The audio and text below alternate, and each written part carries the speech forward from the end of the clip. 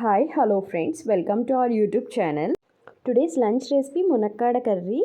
Ingredients are drumstick, onions, chilli,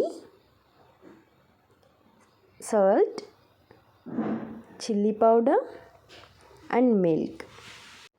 ఇక్కడ కర్రీలో milk అయినా లేకపోతే టమాటోస్ అయినా సరే యాడ్ చేసుకోవచ్చు. ఆయిల్ వాటర్ అనేవి బేసిక్ థింగ్స్ కదా, సో అవి వీడియోలో ఏం చూపించట్లేదు. స్టవ్ ఆన్ చేసి ప్యాన్ పెట్టి ఆయిల్ అనేది వేయాలి. ఆయిల్ వేసిన తర్వాత ఆయిల్ హీట్ అయిన తర్వాత ఇక్కడ ఆనియన్స్ చాప్ చేసి పెట్టుకున్న ఆనియన్స్ అనేవి వేయాలి.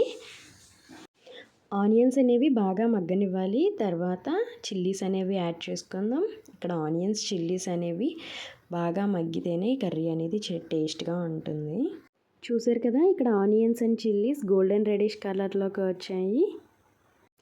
నెక్స్ట్ మనం ముందే కట్ చేసి పెట్టుకున్న మునక్కాడలు అనేవి యాడ్ చేద్దాం. నేనైతే ఇక్కడ 4 ములక్కాయలు అయితే తీసుకున్నాను. ఇప్పుడైతే ఆనియన్స్ అండ్ మునక్కాడని ఒకసారి మిక్స్ చేసుకోవాలి. నెక్స్ట్ మూత పెట్టుకుని మునక్కాడ అనేది బాగా మగ్గనివ్వాలి. అలా ఆయిల్లో మగ్గిన తర్వాత తగినంత సాల్ట్ ఆర్ కల్లుప్పునైనా యాడ్ చేసుకోవచ్చు. ఇప్పుడు మొత్తం కలిపి ఒకసారి తిప్పేసి మూత పెట్టి ఉప్పులో మగ్గనివ్వాలి. అలా మునక్కాడ అనేది మగ్గిన తర్వాత మనం ఇక్కడ టర్మరిక్ పౌడర్ అనేది యాడ్ చేసుకోవాలి. అలాగే చిల్లీ పౌడర్ అనేది కూడా యాడ్ చేసుకోవాలి. మరొకసారి మొత్తం అంతా కూడా ఒకసారి మిక్స్ చేయాలి.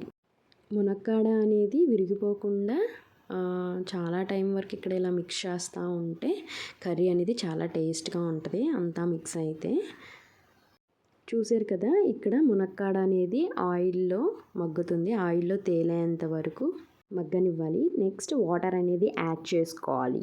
ఇక్కడ వాటర్ అనేది యాడ్ చేసిన తర్వాత మరొకసారి మొత్తం కర్రీ అంతా మిక్స్ చేసుకుని బాయిల్ చేసుకోవాలి.